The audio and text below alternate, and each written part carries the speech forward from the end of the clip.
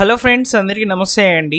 ఏపీలో group 4 ఉద్యోగాలతో backlog jobs notification అయితే విడుదల కావడం జరిగిందనమాట.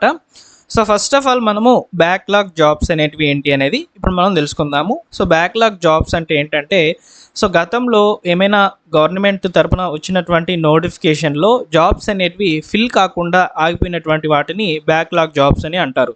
ఇందులో వచ్చేసి ఆల్రెడీ సెలెక్ట్ అయినటువంటి వాళ్ళు జాబ్‌లో చేరకపోవడము, జాబ్‌లో ఒకవేళ చేరి కూడా ఒక 2, 3 నెలలు వర్క్ చేసి తర్వాత ఆపేసినటువంటి జాబ్స్, అదేవిధంగా డాక్యుమెంట్ వెరిఫికేషన్‌కి సెలెక్ట్ అయినటువంటి వాళ్ళు రాకపోవడం వల్ల ఏర్పడినటువంటి ఖాళీలు, ఇలా చాలా సందర్భాల్లో అయితే వేకెన్సీస్ అనేటివి ఏర్పడతాయన్నమాట. సో, వీటిని పర్టికులర్‌గా ఈ యొక్క పర్సన్ విత్ డిసేబిలిటీ వాళ్ళకైతే అసైన్ చేస్తారనమాట ఇలాంటి జాబ్స్ అనేటివి. సో, రీసెంట్‌గా మనం చూస్తూ ఉన్నాము గత నెల నుంచి అయితే వివిధ జిల్లాల్లో నోటిఫికేషన్లు అనేటివి వస్తూనే ఉన్నాయన్నమాట.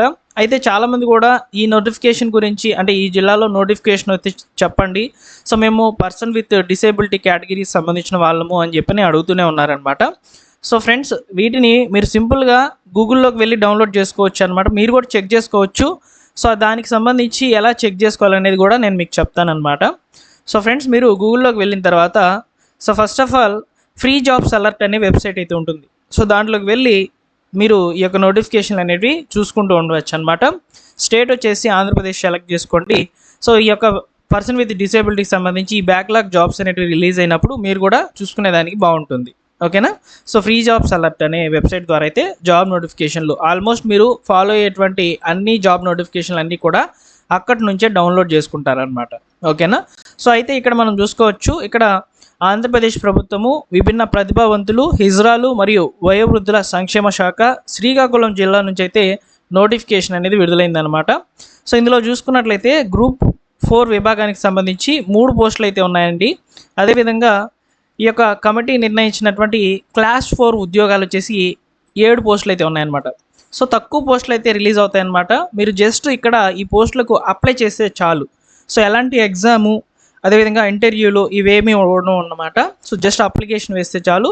మీకు మార్కులు వచ్చి ఉంటాయి కదా, ఇక్కడ మనకు కావాల్సిన విద్యార్హత చెప్పారు కదా పోస్టుకి సంబంధించి, అందులో ఉన్నటువంటి విద్యార్హత ఆధారంగా మిమ్మల్ని సెలెక్ట్ చేసుకుంటారు. వచ్చినటువంటి మార్కుల ఆధారంగా, మెరిట్ ఆధారంగా అయితే చేసుకుంటారనమాట. సో ఇక్కడ విభిన్న ప్రతిభావంతులు అంటే పర్సన్ విత్ డిసేబిలిటీకి సంబంధించిన వాళ్ళకైతే ఈ జాబ్స్ అనేటివి రావడం జరుగుతుంది. సో వీటికి ఎవరైనా సరే దరఖాస్తులు చేసుకోవచ్చు. ఓన్లీ ఎస్సీ ఎస్టీ వాళ్ళేనా అని చెప్పి మీరు అనుకోవద్దు. సో ఎవరైనా సరే దరఖాస్తులను చేసుకోవచ్చు అనమాట. ఓకేనా? సో అయితే ఇక్కడ చూసుకున్నట్లయితే ఇక్కడ అభ్యర్థి వయసు గురించి చెప్పారు చూడండి. 18 సంవత్సరాలు పైబడి ఉండాలి మీరు అప్లై చేయాలనుకుంటే. అదేవిధంగా సంబంధిత విద్యార్హతలు కూడా ఉండాలని చెప్తున్నారు.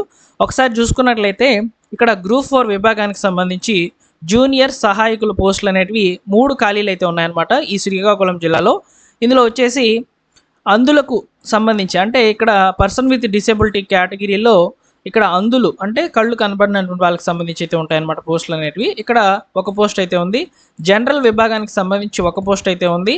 శారీరక విభాగానికి సంబంధించి అంటే పర్సన్ విత్ డిసేబిలిటీ అనేది శరీరానికి సంబంధించిన వాళ్ళకి సంబంధించి అయితే ఒక పోస్ట్ అనేది ఉందన్నమాట. ఇలా 3 పోస్టులు అయితే ఉన్నాయి. సో వీటికి సంబంధించి డిగ్రీ క్వాలిఫికేషన్ ఉంటే చాలు అని చెప్పి చెప్తున్నారు. అదేవిధంగా ఇక్కడ ఒక ఎగ్జామ్ అనేది ఉంటుందన్నమాట. డిఎస్సి వారు నిర్వహించబడిన ఆఫీస్ ఆటోమేషన్ పరీక్షలో ఉత్తీర్ణులు అయి ఉండాలని చెప్పారనమాట. సో మీరు డిగ్రీ క్వాలిఫై అయ్యి ఉండి ప్లస్ డిఎస్సి వారు నిర్వహించబడినటువంటి ఆఫీస్ ఆటోమేషన్ పరీక్షలో మీరు క్వాలిఫై అయ్యి ఉండాలని చెప్పని చెప్తున్నారు. ఇలాంటి క్వాలిఫికేషన్ మీకు ఉండి మీరు పర్సన్ విత్ డిసేబిలిటీకి సంబంధించిన వాళ్ళైతే అప్లికేషన్ చేసుకోండి. ఇక్కడ స్థానికులకు అవకాశం కాబట్టి శ్రీకాకుళం జిల్లా వాళ్ళు మాత్రమే అప్లై చేసుకోవాలన్నమాట. నెక్స్ట్ వచ్చేసి ఆఫీస్ సబార్డినేట్ క్లాస్ 4 ఉద్యోగాలు అనమాట ఇవి. So office subordinate, sweeper, public health worker ఈ పోస్టులకు సంబంధించి టోటల్గా 7 ఉన్నాయి. ఆఫీస్ సబార్డినేట్కి సంబంధించి ఒక పోస్టు, స్వీపర్కి సంబంధించి ఒక పోస్టు, పబ్లిక్ హెల్త్ వర్కర్కి సంబంధించి 5 పోస్టులు అయితే ఉన్నాయన్నమాట. ఇందులో కూడా మనకు రోస్టర్ పాయింట్స్ కూడా ఇచ్చారు చూడండి. సో ఇక్కడ మనకు ఆఫీస్ సబార్డినేట్కి సంబంధించి వచ్చేసి ఒక పోస్టు జనరల్ విభాగానికి సంబంధించి అయితే ఇచ్చారనమాట. 7th క్లాస్ క్వాలిఫికేషన్ ఉంటే సరిపోతుంది అనమాట ఈ ఉద్యోగాలకు. నెక్స్ట్ స్వీపర్ ఉద్యోగాలకు సంబంధించి స్త్రీలకి అయితే ఇచ్చారు పోస్ట్ అనేది.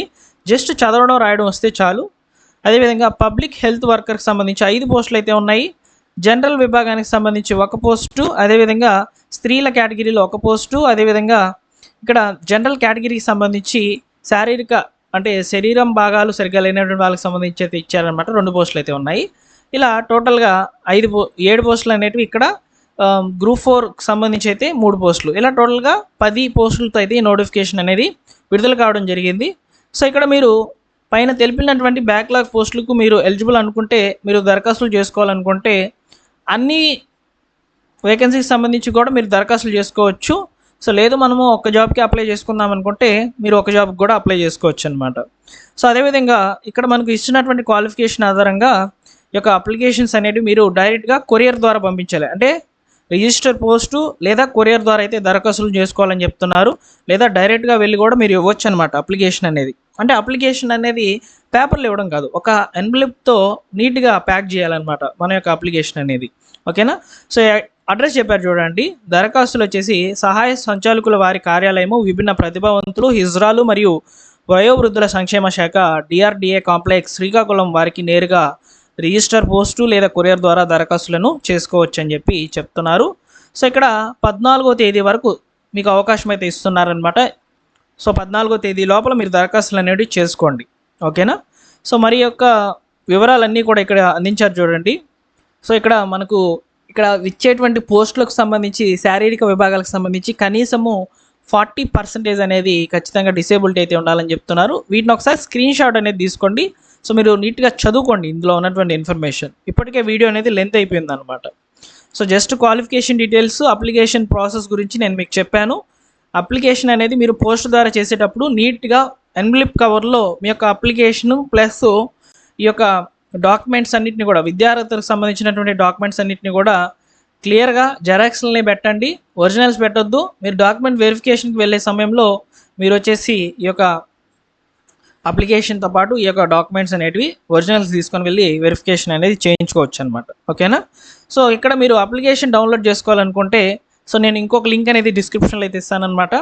అప్లికేషన్ అనేది నీట్గా ఫిల్ చేసి మీరు అప్లై అయితే చేసుకోండి. ఓకేనా. ఇవి బ్యాక్లాగ్ జాబ్స్ అండి, కేవలము పర్సన్ విత్ డిసేబిలిటీ వాళ్ళకి మాత్రమే వస్తాయి.